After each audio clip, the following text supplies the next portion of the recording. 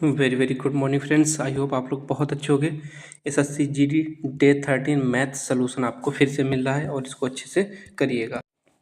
तो आपको इसमें शॉर्ट ट्रिक सब कुछ इसी में मिल जाएगा और इसी प्रकार के क्वेश्चन आपके फाइनल एग्जाम में आएंगे। लगभग आपके पास अभी 30 दिन रह गए हैं, 4 तारीख हो चुकी है, तो अब 30 दिन ही समझो।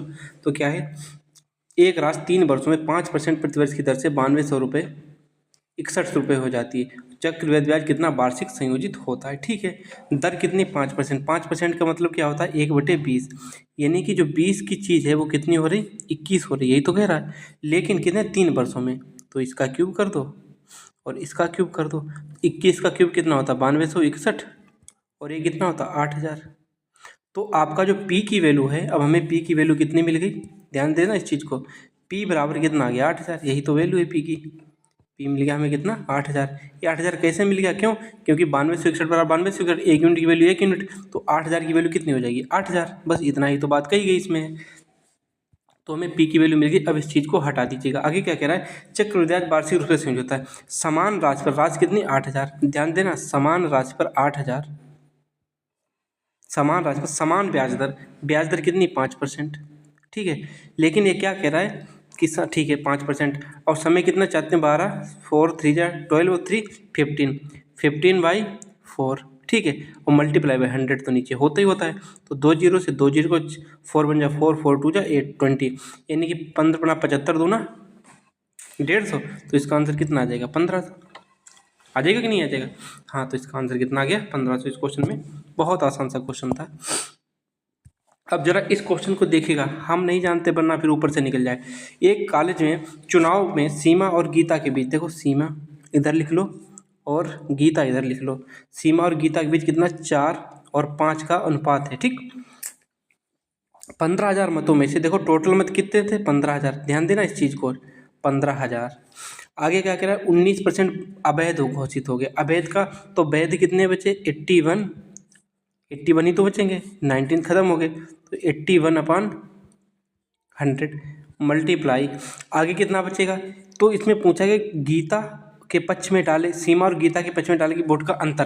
अंतर यहाँ पे देखो कितना है, यहाँ पे अंतर कितना है, 4 में से 5 गया 1, और टोटल वोट कितने थे, टोटल वोट कितने थे, 5 4 9, यही तो है भाई। सीमा और गीता के वोट का अंतर पता करना है। तो देखो 2 जीरो से 2 जीरो कट गए, 9 बन जा 90, 15 में 135, 1350। इसका आंसर कितना आ जाएगा, 1350। देखो आराम से आ गया।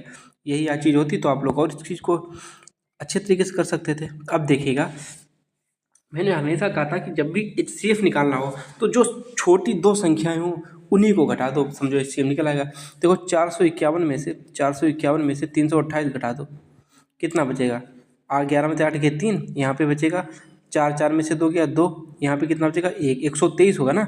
अब 123 के फैक्टर करना चाहो तो कितने कर सकते हो, 123 को लिख सकते हो कितना, 41 मल्टीप्लाई बाई 3, यही तो लिख सकते हो। तीन कितने चाहती हैं, 12, तो 123 को इतना लिख सकते हो। तो इनका LCM HCF क्या हो सकता है, जिसे बोलते हैं मासा, इसी को तो महत्तम स्वावर्त बोलते हैं। तो इसमें देखो 3 से 8 2 10 और 3 13 है, तो 3 से कट नहीं रही संख्या ना, 3 से नहीं कट रही। तो इसका मतलब बचा कौन सा, 41। 41 ही इसका क्या होगा, HCF 41 होगा। 41 किसके और किसके बीच में है, क्या 44 और 48 के बीच में, नहीं, 40 और 44 के बीच में, बिल्कुल यही इसका आंसर हो जाएगा। किसके बीच है भाई, 40 से अधिक और 44 से कम है। अगला क्वेश्चन देखिएगा क्या कह रहा है। एक ट्रेन स्थान A से B तक, देखो A से B तक यहाँ से यहाँ तक जाती है, 90 और 75 किलोमीटर प्रति घंटे वापस आती है। तो इनकी एवरेज स्पीड निकाल दें। एवरेज स्पीड जिसे हम AS बोलते हैं, AS इक्वल टू 2 गुणे दोनों चालों का गुणनफल 90 मल्टीप्लाई बाई कितना, 75, और बटे दोनों चालों का योग। 90 + 75 कितना होते हैं, 165। ठीक, इतने होता है। तो इनकी एवरेज स्पीड हमें पता चल जाएगी। अब कैसे निकालोगे वो भी देख लीजिएगा। इतनी आ गई एवरेज स्पीड, इतनी आ गई, समय इसको इतना लगता है। तो डिस्टेंस बराबर क्या हो जाएगा, डी, दूरी बराबर चाल कितनी आई थी, इतनी, 2 गुणे 90 गुणे 75 बटे 165। अब मल्टीप्लाई बाई समय से कितना कर दो, 14 3 42 हो 2, 42 हो 2 44, 44 बटे 3।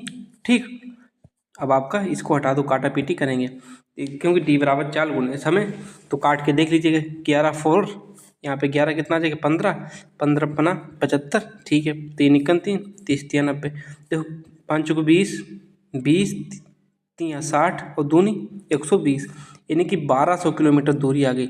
लेकिन ये दूरी पहले इधर गया और फिर इधर आया, ये दोनों साइड की थी और दूरी हमें ए और बी के बीच की एक साइड की चाहिए, तो मतलब आधी, तो 1/2 कितना हो जाएगा 600 किलोमीटर, ठीक। ये क्वेश्चन आप समझते होंगे, अच्छे बच्चे हो। एक वस्तु को क्या कह रहा है, 157 157 से 7 रुपये में बेचने पर रवि को 12% का लाभ होता है। कितने का, देखिएगा 157.5 रुपये में बेचने पर कितना 12% का लाभ, 12% का मतलब 112.5% की होती। तो 1 रुपये का बेचने पर कितना होगा 112.5 बटे में 157.5, और पूछा क्या क्या 147 रुपये में बेचता है, तो कितना 1 रुपये का इतना है, तो 147 का 147 इतना हो जाएगा, ठीक। अब सीधे सीधे इसको हम हटा दे रहे हैं, ठीक। अब देखना पॉइंट से ऊपर वाला पॉइंट, नीचे वाला पॉइंट कट गया। अब कितने से काटो, कितने से काट सकते इसको हैं, 7 से बिल्कुल काट सकते, 25 से काटो। देखो 25 से काटे, 25 चौके 100 और 25 पंचे 125, बिल्कुल सही बात है। 25 छंगा 150 और बच्चे कितने 7 25 3 75, ठीक। अब 7 से काट दो, 7 नेम 63, ठीक। 7 से काटो, 7 दूनी 14, 7 इक्कन 7, 9 9 इक्कन 9, 9 पना 45, तो 21 गुणे 5 बचा ना, तो ठीक है। ऊपर लिख लो 21, 21 मल्टीप्लाई बाई 5, तो इसकी वैल्यू कितनी होती है 105। ये जो 105 है वो 100 से कितना ज़्यादा है 5%, तो इसका मतलब 5% का लाभ। भाई जो 105 आया है वो कितना ज़्यादा है, कितना ज़्यादा है 5 ज़्यादा है ना, 5 ज़्यादा है, इसीलिए इसका आंसर हो जाएगा 5% लाभ। अब जरा इस क्वेश्चन को देखिएगा, क्या कह रहा है कि गेहूं के मूल्य को 12 रुपये की कमी में एक व्यक्ति 280 रुपये में इतने किलो अधिक गेहूं खरीद सकता है। सबसे पहले क्या लिखो उसमें, सबसे पहले लिखो प्राइस, प्राइस कितना हो रहा है 12% की वैल्यू 1/8 होती है, 12.5% की, यानी कि प्राइस जो है वो 8 से 1 कम हो रहा है, यानी कितना हो रहा है 7, ठीक। अब कंजम्पशन देख लो, कंजम्पशन कितना हो रहा, उल्टा हो जाता 7 का 8, ठीक। यहाँ पे आपसे कह रहा है कि 1 यूनिट की वृद्धि होती है, और यहाँ पे कितने अधिक हो रहे हैं 2.5 यूनिट, यही तो अधिक हो रहे हैं। अब आपसे पूछा गया है कि प्रारंभ में कितना गेहूं वो खरीदता था, प्रारंभ में कितने गेहूं खरीदने सक्षम था 7 यूनिट सक्षम था, और 1 यूनिट की वैल्यू कितनी 2.5, 25 सत्ते कितने होते हैं 175, और 1 अंक बाद 10 17.5 इसका आंसर आ जाएगा, ठीक है। अब जरा अगला क्वेश्चन देखिएगा, बिमला ने साधारण ब्याज के उतने ही वर्षों के लिए 7200 रुपये ऋण पर लिए जितना ब्याज दर है।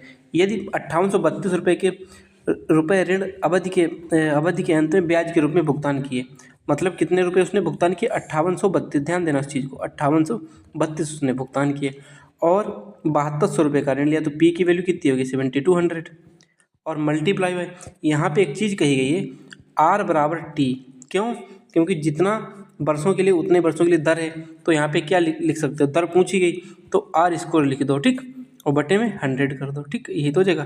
तो 0 से 0 कट गया, तो यहाँ से अब कितने से काट दो, यानी कि 9 से काट दो, 9 बटे 72, यहाँ पे कितना बचेगा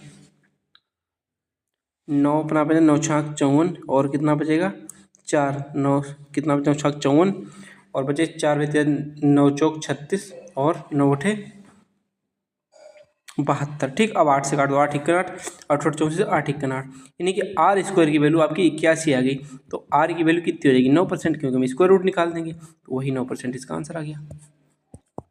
जब आप खुद कॉपी पेन चलाओगे तो अपने आप समझ में आएगी, चीज़ें आसान लगेंगी। रीमा ने एक सूट को 10.5 लाख पर बेचा, यदि वह इसे अधिक रुपए में खरीदती तो लाभ 14% होता, तो लाभ 14% होता, मतलब कि लाभ 70 रुपये कितने लाभ पर बढ़ रहे हैं, पहले 10 था तो साढ़े कितना हो गया 14 हो गया, 10.5, यानी कितने की वृद्धि हुई है 3.5% की वृद्धि हुई, तो 1% की वैल्यू कितनी हो जाएगी 70/3.5, और हमसे पूछा क्या प्रारंभिक विक्रय मूल्य, और प्रारंभिक विक्रय मूल्य था कितना, देख लीजिएगा, प्रारंभिक विक्रय मूल्य था कितना 110, 10% लाभ था, और 100 रुपये की कोई भी वस्तु होती, और विक्रय मूल्य के लिए यानी कि 10% का लाभ हुआ तो कितना हो जाएगा 110, 10.5, यहाँ पे मल्टीप्लाई का चिन्ह लगा दो, ठीक है, यही आपका आंसर आ जाएगा। अब आप देखिएगा यहाँ से एक पॉइंट है और यहाँ से एक पॉइंट है, घट गया 35 इक्कन 35, 35 दूना 70, तो 2 गुणे 110 बचेगा। तो 11 दूनी 2 गुणे 100 नहीं 110 नहीं 1105 बचेगा। ठीक है, 2 गुणे 1105। ठीक, अब सही है 1105। अरे यार यहाँ पे 1105 सही से नहीं लिखे जा रहे, पेन गया है टूट। अब हम दिल्ली जाएंगे तभी लाएंगे 1105। अब जब इनका गुणा करोगे तो 2210 आ जाएगा। ठीक है, अब इस क्वेश्चन को देखिए। इस क्वेश्चन को तो आप लोग अपने आप करिएगा, और ये क्वेश्चन ज़्यादा बड़े भी नहीं होते, बड़मास रूल से लग जाते हैं। तो इनका आंसर भी शायद कितना आ रहा था, हमें लगता है इसका आंसर, जो इस क्वेश्चन का आंसर था तो 5/4 आ रहा था। ठीक, इस क्वेश्चन को आप अपने आप सॉल्व करिएगा, इतना बड़ा सा क्वेश्चन है भी नहीं। अगला क्वेश्चन देखिएगा क्या कह रहा है। देखो 7 आदमी, क्वेश्चन को देखना, 7 घंटे में, ठीक, 6 दिनों में, यही तो 6 दिन कितने पैकेट बनाते हैं, 14 नीचे लिख दो, बराबर वे प्रतिदिन 9 घंटे 14 पुरुष 18 डिब्बे कितने दिनों में बनाएंगे, तो डी डेज में बनाएंगे। बस यही तो क्वेश्चन था, कमाल हो गया, क्वेश्चन खत्म समझो। देखिएगा तो कितने से काटोगे, देखो 2 7 जा 2 9 जा 9 से 9, 7 से 7, 7 7 7 2 जा 2 1 जा 2, 2 3 जा 6, यानी कि जो डी की वैल्यू कितनी आ गई, डी बराबर 3। ठीक, और 3 इसका आंसर था। बस इस क्वेश्चन में बस काटा पीटी मचानी थी। आपके अंदर काटने की क्षमता अच्छी है तो आप अच्छे से काट पीट कर जाओगे। देखिएगा इस क्वेश्चन में हम आपको समझा रहे हैं, ये क्वेश्चन बहुत बड़ा तो नहीं है लेकिन आपको गुणा भाग जरूर आना चाहिए। ठीक है, तो 37 मल्टीप्लाई बाई 49 ऊपर लिख लेते हैं, नहीं तो यहाँ पे दिक्कत हो जाएगी। 37 मल्टीप्लाई बाई 49। ठीक, तो यहाँ पे इनका मल्टीप्लिकेशन आ जाएगा वो 1813। आप इसको मल्टीप्लिकेशन तो आपको आते ही होता, नहीं तो आप ट्रिक वगैरह सीख लीजिएगा, बहुत आसान होता है इनका गुणा करना। आगे क्या कह रहा है, 21 संख्याओं का कितना है इतना, तो 21 संख्याओं का कितना है मल्टीप्लाई बाई 43.8। तो इनका मल्टीप्लिकेशन करने के बाद आ जाएगा कितना, 919.8। ठीक, आगे क्या कह रहा है कि 17 संख्याओं का कितना है 55.6। जब इनका गुणा करोगे तो इनका आ जाएगा 945.2। ठीक, अब जब इनको जोड़ दोगे, एक बात याद रखना, जब इनको जोड़ दोगे दोनों को, यहाँ पे देखिएगा इन दोनों को जोड़ दोगे संख्याएं कितनी हो जाएंगी, ये 18 संख्याओं का योग आ जाएगा। कितना, 18 संख्याओं का योग आ जाएगा। कितना आ जाएगा, जब इन दोनों को जोड़ोगे तब नीचे आ जाएगा 1865। ठीक है, 1865 आ गया। और ये 37 संख्याओं का योग आपको दिया था कितना, इतना। तो जो एक संख्या बची यहाँ पे 18 नहीं यार 38 होगा, क्यों, 21 और 17 कितने 38, यहाँ पे 37 संख्याएं थी, यहाँ पे 38, तो एक संख्या का योग कितना आ जाएगा, 1865 में से 1813 घटा दोगे, 1865 में से 1813 घटा दो, कितना बचेगा, 5 में से 3 गया 2, 5 में से 3 गया 2, और 6 में से गया 5, तो एक संख्या की वैल्यू आपकी 5 आ जाएगी कि नहीं। अब आप देखिएगा कि ये 37 संख्याओं का योग दिया गया था, पूछा क्या गया कि शेष संख्या कितनी बचेंगी, 36। अब 1813 में से जब आप कितना घटा दोगे, 52, जब 52 घटा दोगे 1761 बचेगा, 1761, और संख्या कितनी बचेंगी, 36, क्यों, एक तो संख्या कम कर दी। जब आप इसमें भाग दोगे तो कितना आ जाएगा, 48.9। ठीक, इसका आंसर ए आ जाएगा। गुणा भाग है आपका, और कुछ भी नहीं इस क्वेश्चन में। आगे क्या कह रहा है, 6 संख्याएं A B C D E F में पहली 5 संख्याओं का ए बी सी डी ई का औसत अंतिम 5 संख्याओं के औसत से कितना अधिक है, इतना। देखो पहली 5 संख्याएं कितनी, a plus b plus C plus d और प्लस ई। ठीक, इनका औसत कितना, टोटल 5 संख्या है तो इसमें 5 लिख दो। ठीक है, 5 माइनस का के, और आगे क्या कह रहा है, ए अंतिम 5 संख्या बी सी डी, यानी कि बी प्लस सी प्लस डी प्लस ई और प्लस एफ, इनका एवरेज कितना अधिक है, यहाँ पे 26 अधिक है ना यार, हमें लगता है 26 कट जाएगा यहाँ पे, थोड़ा हम पास से लिख लेते हैं। कितना, देखो माइनस है तो बी प्लस सी plus D plus E plus F, इनका जो एवरेज है वो कितना अधिक है, 26। ठीक है, 26। अब आप देखिएगा यहाँ पे इनका हर बराबर है, तो इनका जब माइनस करोगे तो देखो बी से बी कट जाएगा, सी से सी कट जाएगा, डी से डी कट जाएगा, ई से ई कट जाएगा, तो ए माइनस एफ बटे 5 बराबर 26 हो जाएगा कि नहीं। तो ए माइनस एफ बराबर 26 गुणे 5, तो कितना आ जाएगा 26 पंचे 130। ये इनका आंसर आ जाएगा, समझे। अब जरा अगला क्वेश्चन देखिएगा क्या कह रहा है। अब इनका अनुपात कितना है, 1/2, 1/2, 2/3, 3/4। यदि इसमें से हम 12 का गुणा कर दें, इसमें से 12 का गुणा, क्योंकि हमें एलसीएम से गुणा करना पड़ता और कुछ भी नहीं, तो मल्टीप्लाई बाई 12, मल्टीप्लाई बाई 12, तो मल्टीप्लाई बाई 12, ठीक। तब 2 छांक 12 यानी कि 6 अनुपात आ जाएगा, 3 चौके 12 और 4 दूनी 8 आ जाएगा, 8, 4 तियाँ 12 और 3 तियाँ 9 आ जाएगा। तो इनका रेशियो ऐसे आ जाएगा, इसको ऊपर वाले को खिचड़ी को काट दो, तो इनका जो रेशियो बचेगा 6, 8 और 9, ठीक। थोड़ा पेन आज टूट गया ना, तो हमें थोड़ा चलाना पड़ रहा, समझ जाइएगा आप लोग। अब क्या कह रहा है कि तीनों भागों, तो पहला भाग होगा, तो देखिएगा आपका 644 इनका टोटल था। टोटल की वैल्यू कितनी, 9, 8, 17 और 6, 23, और मल्टीप्लाई में पहला भाग कितना था, 6, तो काट दिए, 23 इक्कन 23, 23 दूना 46, 46 हो गए, और बचे कितने, यानी 4 इधर और 14 उधर, 18, 184, 23 अट्ठे होते हैं 184, ठीक। अब 28 गुणे 6 गुणा कर दो तो कितना आ जाएगा, 6, 8 से 48 का हाथ से लगे 4 और 6 दूनी 12 4, 16 यानी कि 168 इसका आंसर आ जाएगा, ठीक है। देखो जब आपको टेबल्स वगैरह याद होती तो बहुत बड़ी बात नहीं होती है, समझे। अब आप इस क्वेश्चन को देखिएगा क्या कह रहा है कि x और y दो संख्याएं, ठीक। इनका अनुपात कितना है, 4 और 7 का, ठीक है। ध्यान रखना इस चीज़ को, x में 6 जोड़ा जाता, y घटाया जाता, और फिर उनका अनुपात कितना हो जाता, 3 और 4, क्योंकि हमें अनुपात लिखना होता। अब एक चीज़ देखिएगा, x में 6 जोड़ा जाए तो x में यहाँ पे +6 कर दीजिएगा, ठीक। और y में 7 घटाया जाए तो यहाँ पे 7 माइनस का कर दीजिएगा, माइनस का 7, यहाँ पे एक मिनट अच्छे से 7 लिख दो, माइनस का 7, यहाँ पे एक लंबी सी लाइन खींच दीजिएगा। सबसे पहले इसका गुणा, 4 चौके 16 माइनस 7 तियाँ 21, ठीक। 4 चौके 16 माइनस 21, 16 माइनस 21 बराबर, अब इसको हटा दीजिएगा, क्यों, इनका गुणा खत्म हो चुका। अब क्या करिएगा, 7 का इससे कर दीजिए, माइनस का 7 21 हो जाएगा, और फिर माइनस का 6 चौक 24, ठीक।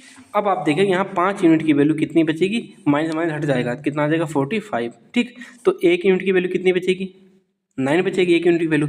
पूछा क्या, बाई और एक्स में अंतर, बाई और एक्स में अंतर कितना है, 3 यूनिट का, और 1 यूनिट की वैल्यू आपको ऑलरेडी हम 9 निकाल चुके, तो मल्टीप्लाई बाई 9, तो 9 9 3 कितने होते हैं 27। ये क्वेश्चन बहुत आसान होते हैं, बस हमारी माइंड पे डिपेंड करते हैं हम किस तरीके से इनको हैंडल करते हैं, ठीक है।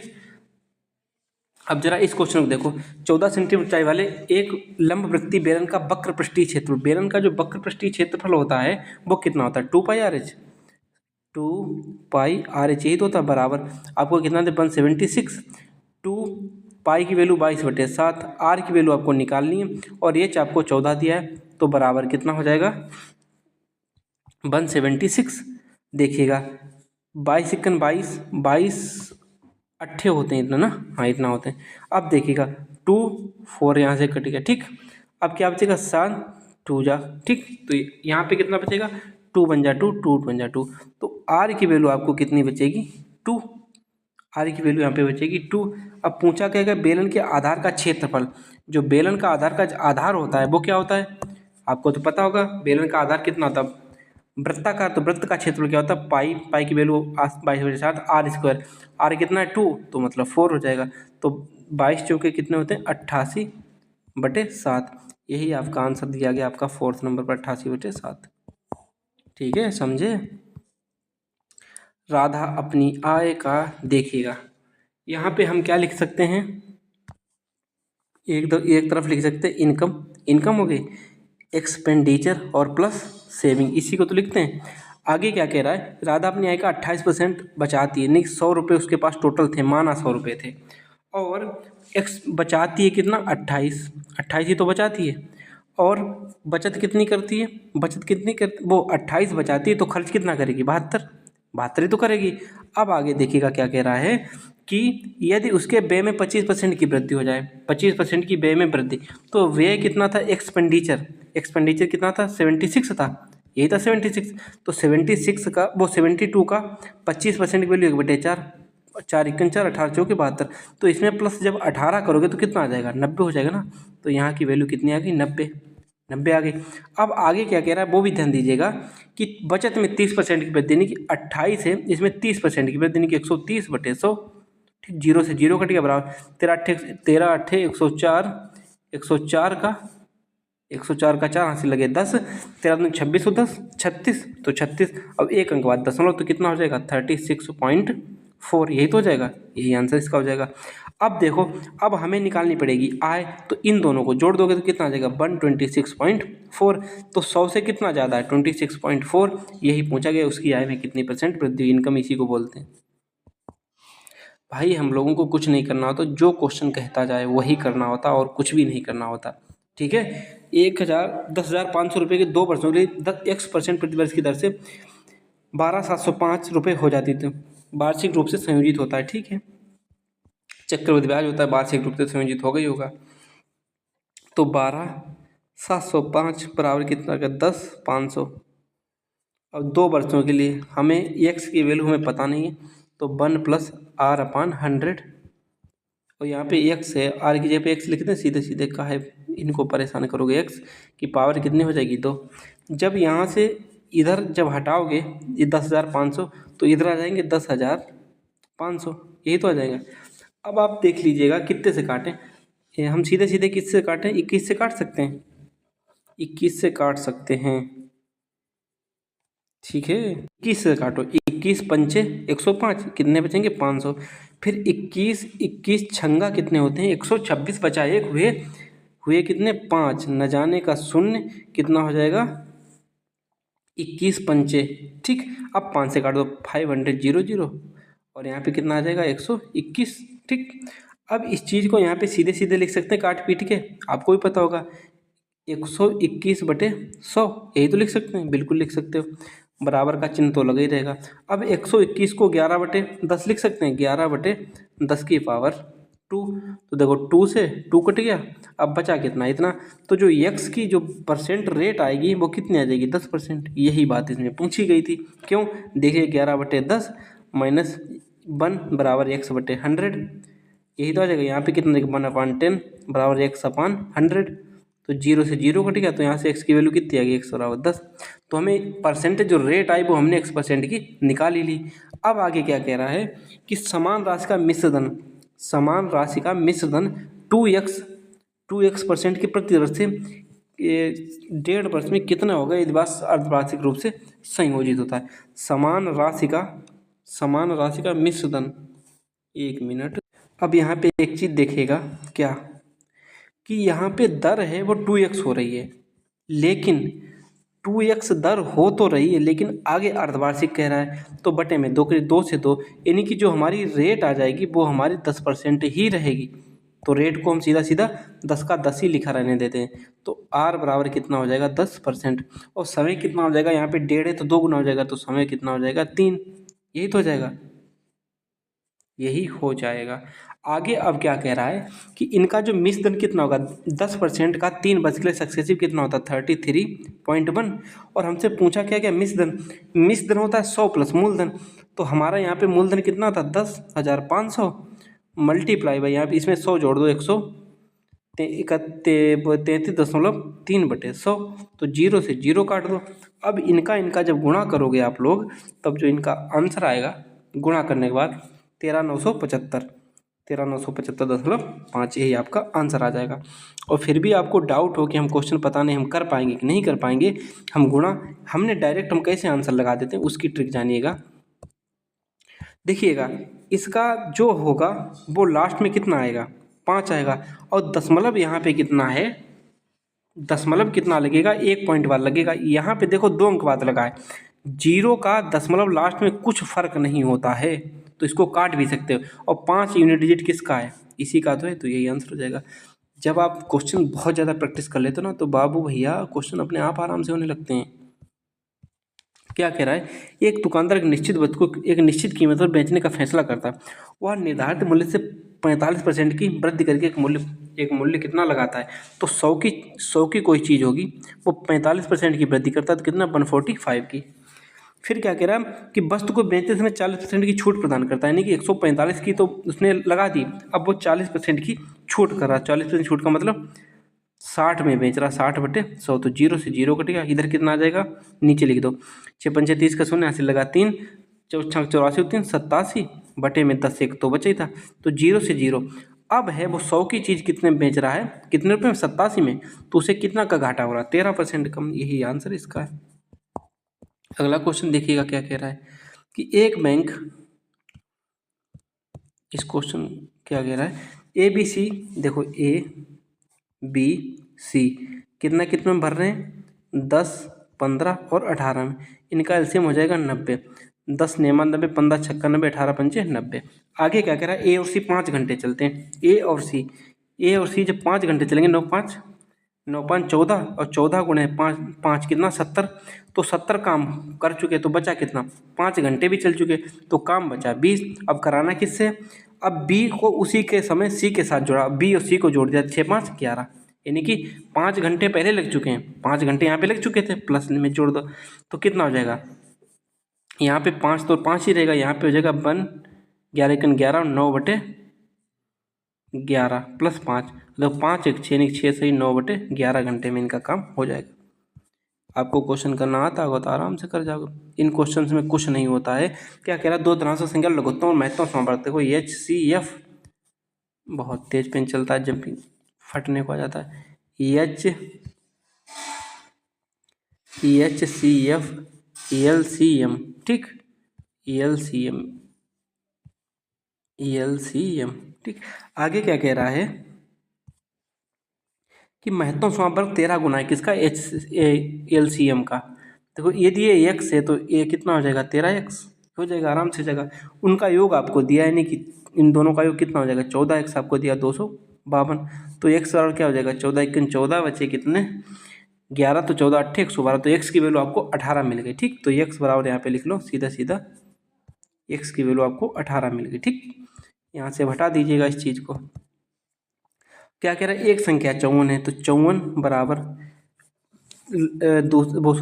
पहली संख्या कितनी 54, दूसरी संख्या मान लो n बराबर दो, HCF गुणे LCM, तो कितना हो जाएगा 13x², 13x², x की वैल्यू आपको 18, तो x यहाँ पे 2 बार लिख दो सीधे सीधे, 18 गुणे 18, तो 18 1 18, 18 3 4 3 1 3 3 6 18 3 6 78, ये इसका आंसर आ गया। अगला क्वेश्चन देखो क्या कह रहा है कि 3 4 5 किलोमीटर प्रति घंटा 6 किलोमीटर प्रति घंटे गति से समान दूरियां तय की गई, दूरियां समान है, तो दूरियों को सीधे देखो, यहाँ पे हम सीधा सीधा डिस्टेंस मान लें अपनी तरफ से, 60 60 60 और 60 क्यों मान ली, क्योंकि 3 4 5 6 जो है सभी 60 से कट जाती हैं। अब इनका समय निकाल लेंगे हम, टोटल समय निकला कि नहीं, पहले की चाल कितनी 3 किलोमीटर प्रति घंटा, तो समय बराबर क्या होता है, दूरी कितनी 60/4, चाल कितनी 3, तो कितनी आ जाएगी 20, ये तो निकल जाएगी। इसी प्रकार 15 चौके 60, इसी प्रकार 12 पंचे 60, इसी प्रकार 6 एकम 6, तो 10 आ जाएगा, ठीक। अब आप देखिए घंटा आ गए हैं, इस चीज़ को ध्यान दीजिएगा, ये टोटल आपके घंटा आ गए हैं, और आपको यहाँ टोटल समय कितना दिया 3 घंटा 48 मिनट, तो 3 + 48/60, तो 12 से काट दीजिएगा, 12 पंचे 60 और 5 चौक 48, तो 5 15 और 4 19, 19/5 इसका कुल समय आ गया, 19/5। यहाँ पे सीधा सीधा समय लिख दो कितना 19/5, कितने यूनिट की वैल्यू 20, 15 35 और 12 47 और 10 57, 57 यूनिट की वैल्यू आपकी 19 आ गई, तो 19 91 19 57, तो 1 यूनिट की वैल्यू कितनी आ जाएगी 1/15, यही तो आ जाएगी। अब हमसे पूछा क्या गया है 1/15, 1 यूनिट की वैल्यू आ गई, तो कुल दूरी कितनी हुई थी, देखो 60 60 120 180 240, 240 कुल दूरी हुई थी, 1 यूनिट की वैल्यू कितनी 1/15, तो मल्टीप्लाई बाय 1/15, तो 15 × 15 और 15 16 हम कितने होते 240, और यही इसका आंसर आ जाएगा 16 किलोमीटर। क्वेश्चन में कुछ नहीं था, बस हमें इस चीज़ की जानकारी नहीं थी। आगे क्या कह रहा है क्वेश्चन कि 35 किग्रा चीनी 1470 रुपये में खरीदी जाती है, उसने इसे 5 किग्रा विक्रय मूल्य के बराबर हानि पर बेचा, ठीक है। मान लो SP बराबर x कितना पर केजी आ गया। अब क्या कह रहा है कि 35 kg का विक्रय मूल्य कितना हो जाएगा, देखो 1470 में खरीदी, यदि हम खरीदी में से विक्रय मूल्य घटा दें, किसका? विक्रय मूल्य 35 kg का, 35 kg का विक्रय मूल्य घटा दें तो हमें हानि मिल जाएगी। और हानि कितनी हो रही है? 5 किग्रा चीनी के विक्रय मूल्य का, 5 किग्रा चीनी के विक्रय मूल्य का। तो 1470 बराबर कितना आ जाएगा? 35 और 5 40x। तो x की वैल्यू आपकी आ गई 1470/40। अब हमसे पूछा क्या गया? 0 से 0 कट गया, 0 से 0 कट गया।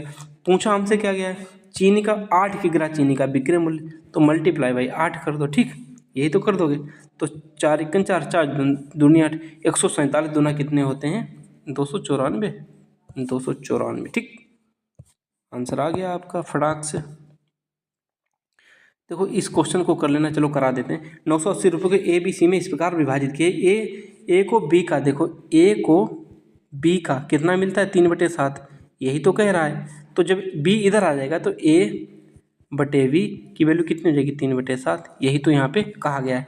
तो सीधे सीधे यहाँ पे लिख दो A/V बराबर 3/7, नीचे वाला हम डिलीट किए दे रहे हैं। अब आगे क्या कह रहा है कि C को, जो C है A के हिस्से का 75%, 75% की वैल्यू कितनी? 3/4।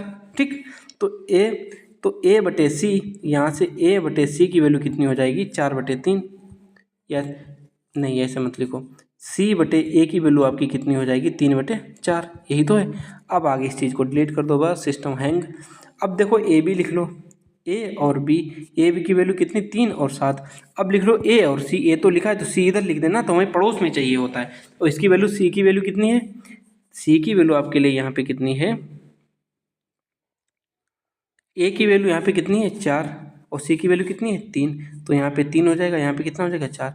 तो ABC का अनुपात कितना आ जाएगा? 3 × 9 4 × 12 7 चौके 28। अब इस चीज़ को हटा दो, इसका कोई मतलब नहीं। अब क्या पूछा गया? C का हिस्सा पूछा गया है। तो 980 टोटल था, ठीक, और बटे में कितना हो जाएगा? 28 12 कितने होते हैं? 30 और 4 49 हो जाएगा। और पूछा किसकी? C की वैल्यू। C की वैल्यू कितनी है यहाँ पे? 9, यही तो C दिया होता, C की वैल्यू 9। तो 9 को 49 दूना 98 हो जाएगा 20, तो 9 दूनी 18, 180, यही आपका आंसर आ गया था 180। अगला क्वेश्चन देखिएगा क्या कह रहा है। एक घनाभ के 3 सहवर्ती भुजाओं के पृष्ठीय क्षेत्रफल। अब देखिएगा ये आपका घनाभ है, ठीक, ये घनाभ है आपका, इधर से इधर, इधर से इधर, इधर से इधर। ठीक, अब यहाँ पे देखिएगा ये आपकी लंबाई, ये आपकी लंबाई, ये आपकी चौड़ाई और ये आपकी ऊंचाई। ठीक, तो पड़ोसी वालों की बात कर रही है। तो यहाँ पे एक बात ध्यान देना, क्या कह रहा है कि L इंटू बी की वैल्यू आपको 5 दी गई। ठीक, फिर क्या दिया? B इंटू H की वैल्यू आपको 16 दी गई, और H इंटू L की वैल्यू आपको दी गई कितनी? 20 दी गई। ठीक, अब इसको हटा दो, इसका कोई काम है नहीं। यदि हम इन तीनों समीकरणों को आपस में गुणा कर दें तो हमें क्या मिल जाएगा? L एक और एक L, तो L² मल्टीप्लाई बाई B एक इधर है और B एक इधर, तो B² और मल्टीप्लाई बाई H² बराबर कितना हो जाएगा? 16 पंचे 80, 80 दूना कितना होता है? 1600। ठीक, तो यहाँ पे LBH का स्क्वायर बराबर कितना हो जाएगा? 1600। ठीक, इस 1600 को क्या लिख सकते हैं? 40 का स्क्वायर, ये तो लिख सकते हैं 40 का स्क्वायर। तो LBH बराबर कितना हो जाएगा? 40। और पूछा क्या गया? घनाभ का आयतन। घनाभ का आयतन क्या होता है? LBH, और LBH की वैल्यू आपको मिल गई कितनी? 40, और 40 ही पूछा गया, तो ये इसका आंसर हो जाएगा 40। ठीक, अंतिम क्वेश्चन देखो क्या बचा। देखो ये क्वेश्चन बदमाश वाला रूल का पर लगेगा, और एक उस क्वेश्चन को अच्छे से कर लेना, इस क्वेश्चन में ज़्यादा कुछ है नहीं। ठीक, bye bye, love you all, मिलते हैं नेक्स्ट वीडियो में। लेकिन इसका जो आंसर आ रहा था वो आ रहा था बन आ रहा था। ठीक, हो गया क्वेश्चन सारे, और आप टारगेट को पूरा कर लेंगे। डबल स्पीड पे देखा करो, 15 से 16 मिनट में स्किप कर करके पूरा वीडियो देख लोगे तो इतने पे हो जाएगा। Bye bye.